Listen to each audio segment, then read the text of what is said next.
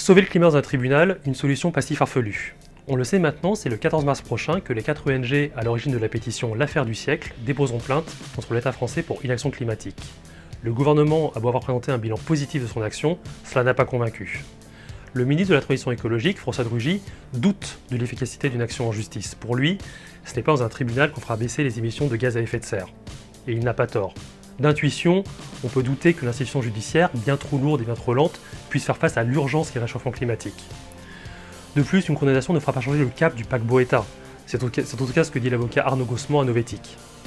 Pourtant, l'État est attaqué, comme par exemple par le maire de Grande-Synthe qui craint pour sa ville. On a vu aussi 11 familles qui se disent victimes du réchauffement climatique porter plainte contre l'Union européenne. Rien ne prouve que la justice tranchera en faveur du climat. À ce jeu, pas encore de règles. En Australie, on a vu un tribunal invoquer l'accord de Paris pour faire interdire une mine de charbon. En revanche, aux États-Unis, la ville de New York a été débotée de son action en justice contre des grands pétroliers en raison des catastrophes climatiques qu'elle subit. Mais tout bien pesé, est-ce bien une condamnation que recherchent les plaignants? Ou plus simplement à éveiller les consciences? Une ONG a attaqué le gouvernement néerlandais il y a quelque temps pour qu'il réduise ses émissions de CO2. Avant même toute décision du juge, l'État a décidé de changer ses plans. Côté entreprise, on a vu le cas de Total. Le géant pétrolier n'avait pas fait mention du changement climatique dans son plan de vigilance 2018.